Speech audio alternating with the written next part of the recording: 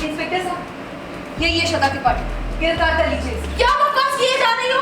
तुम्हें तो शुक्र मनाना चाहिए कि अभी भी तुम्हें इस घर में रहने की जगह दे रखी है। सब कैसा बर्ताव किया जाता है?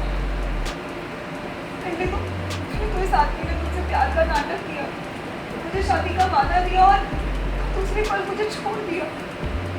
हाँ, रोशनी सही कह रही है। और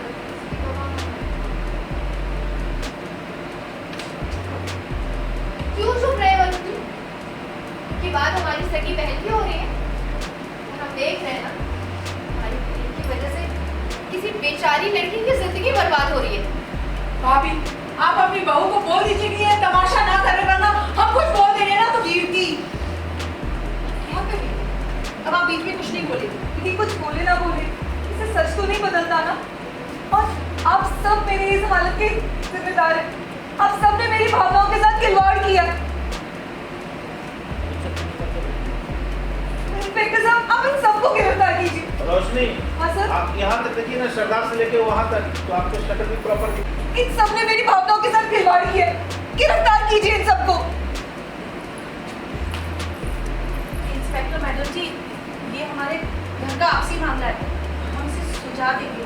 आप समझ रहे हैं? हाँ, मैं सब कुछ समझ रही हूँ।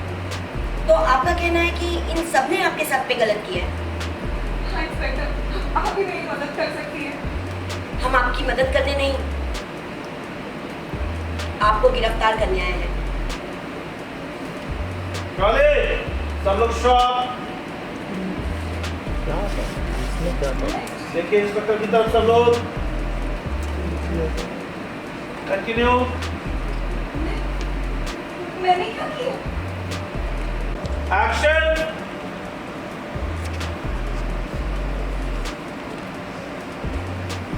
इंस्पेक्टर, गिरफ्तार कर लीजिए रोशनी को।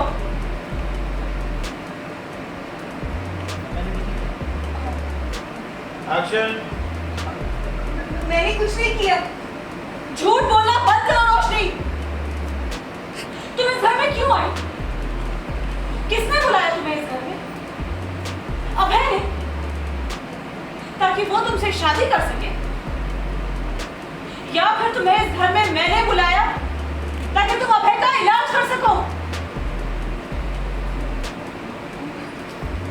तुमने अभी कहा ना कि इस घर के सब ने तुम्हारे भावनाओं के साथ खिलवाड़ किया, मगर असल में हमारी भावनाओं के साथ तुमने खिलवाड़ किया। अभय को गलत दवाइयां देती आ रही थी तुम, ताकि अभय की याददाश्त वापस कभी आ ही ना सके। और वो भी इसीलिए ना, क्योंकि तुम मनीमन अभय से शादी करने का प्लान बना रही थी, है ना रोशनी? मैंने ऐसा कुछ नहीं किया। ये पूरा सच नहीं है।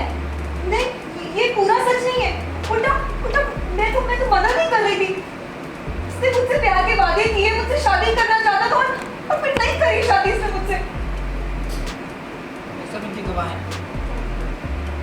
ये सब लोग इसी बात के गवाह हैं। और शादी होती कैसे? क्योंकि उस दिन श्रद्धा धोखे से मंडप पर आकर बैठ गई और अपनी पत्नी को देखकर मुझे भूल गया। सही कह रही हो तुम रोशनी।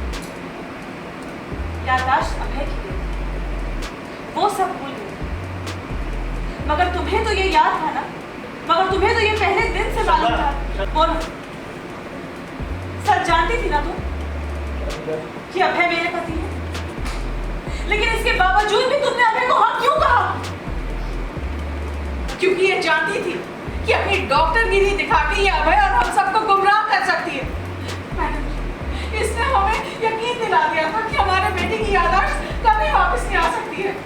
इंस्पेक्टर मैडम जी, ये तो हमारी श्रद्धा थी जो डटी रही अपने पति की याददाश्त वापस दिलाने में। बाकी ये फर्जी डॉक्टर, अरे इसने तो हम सबको डरा कर रखा था कि नहीं नहीं कुछ याद मत दिलाइए वरना कोमा में चला जाएगा। ये पति पत्नी के बीच में जबरन घुस गई। ये डॉक्टर नहीं है, ये तो डस्ती है, नागिन है, नागिन। इससे नजर कैसे मिलाओगे? बस कीर्ति, अब तुम कुछ और नहीं बोलो। आप सबका बयान लिया जाएगा। डॉक्टर रोशनी, आपने अपने लाइसेंस का गलत इस्तेमाल किया है। हम आपको गिरफ्तार करते हैं। चलिए। Easy things,